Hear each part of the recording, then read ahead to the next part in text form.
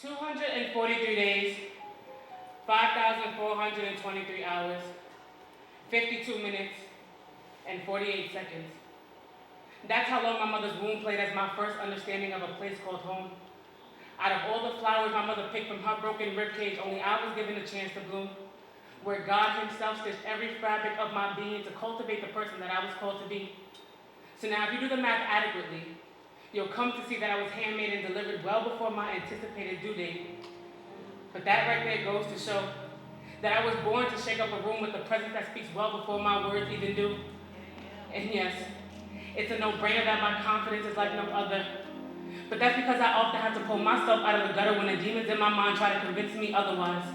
They tend to pull me by the ankles of my lows and force me to pull a chair to the table of doubts over a fresh cup of fear. See, they often converse on how my life is an act, how I rehearse every move before hitting snooze. Truthfully, it's just hard to feel like I'm not gonna lose. But each and every day I try to get into the habit of thanking God for another 24 hours. But these days my prayers sound more like a cry for help as I ask God why he chose me. Why he saw me best fit to break free from the shackles of generational curses, or even separate my dream from who my parents expect me to be. And with all due respect, God, I'm not questioning you. I just have some questions for you. They say I was created in the image of you. So answer me this. Do your wrists have scars too? I know I've only lived a short part of this thing called life, and I have yet so many pages to get through.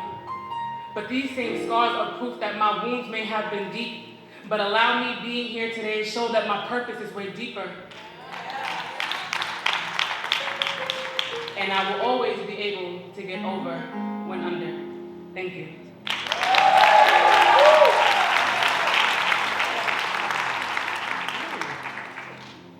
The first one is always with the nerves of that. Like, you gotta get that out of your system real quick. But thank y'all so much for being here. Thank you all for putting this together. The glory of being kept. Because, yeah, your girl, I should be dead right now, if you're being honest. But he wasn't gonna let that happen. Like the father he is, he said, daughter, get over here, let's go. He snapped me But I'm so grateful that the enemy didn't win. The enemy tried to close my mouth and God said, no, you have a message. So I have something new that I wrote today. I know I started off with being in my mother's womb, but if I'm being honest, the relationship me and my mother had didn't always feel like home. Trauma and everything else in between separated us. But at my darkest moments, my mother's existence is what saved me. And she doesn't know it. Maybe one day I'll read this to her, but this is to my mother. Sorry, y'all, I got a long password.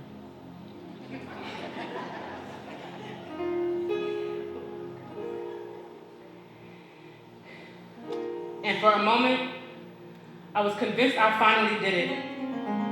Was able to reach a point where the silence of the world grew to be the hierarchy of my ego. And for the first time, this thick skin be put to good use as I jumped into the oasis of my mind, being able to hear it all so vividly clear. An image of my mother served as a safety net, being able to keep me afloat. A calligraphy of words never said creeped up the reservoir of my esophagus and regurgitated as an open apology. See, the distance between mother and daughter be what oil is to water, always together yet always kept apart.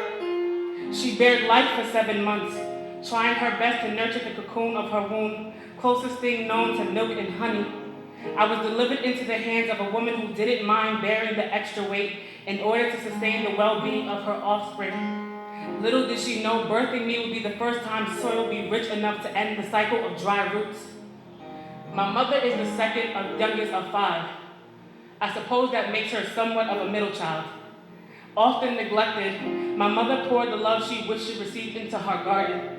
The transformation from crops to life served as a reminder that whatever she nurtured and cared for would always bloom even if she herself never had the space to.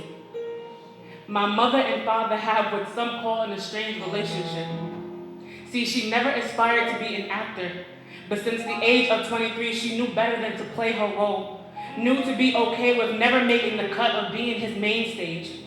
See, most envied my mother's garden, but had they gotten closer, would have seen that everything that glitters ain't gold.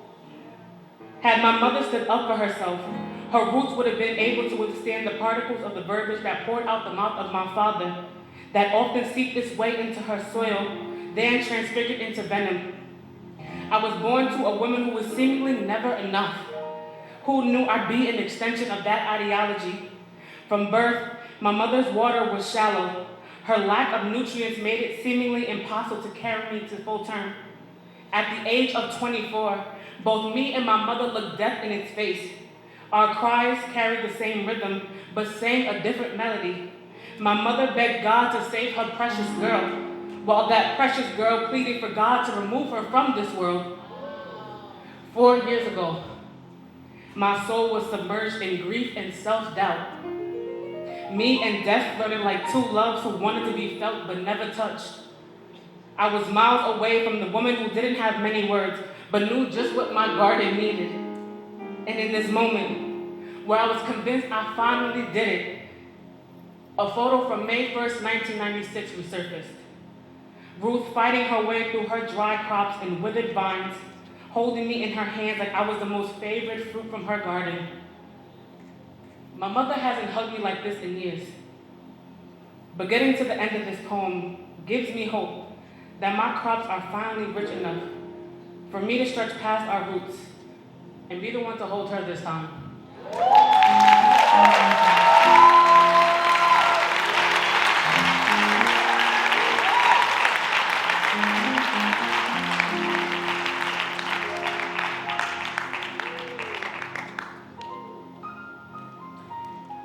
While I am gracious enough to give my parents grace and understand that they are just little people in big bodies still trying to figure this thing called life out, I know that ending the cycle means that I have to be okay with showcasing who I am in totality.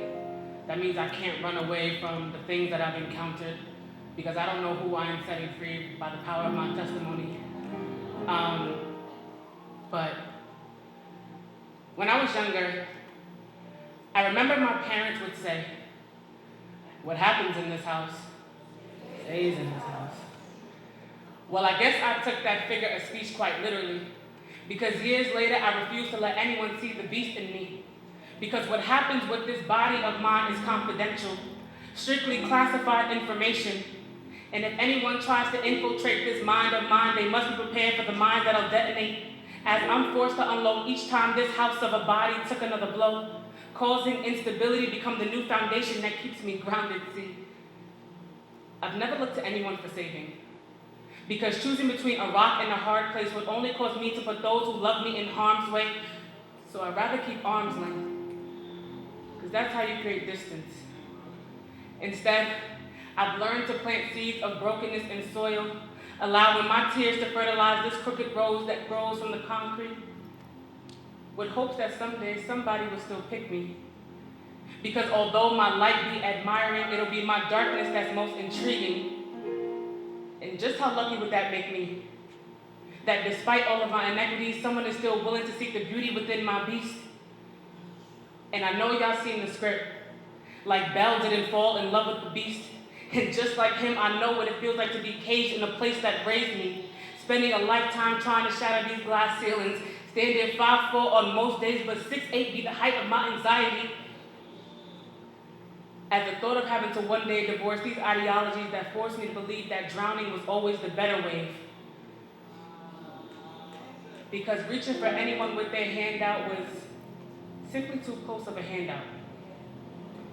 But I know I've grown accustomed to believing that whatever happens in this house stays in this house. But I'd be lying if I said I wasn't ready to create space here. Thank you.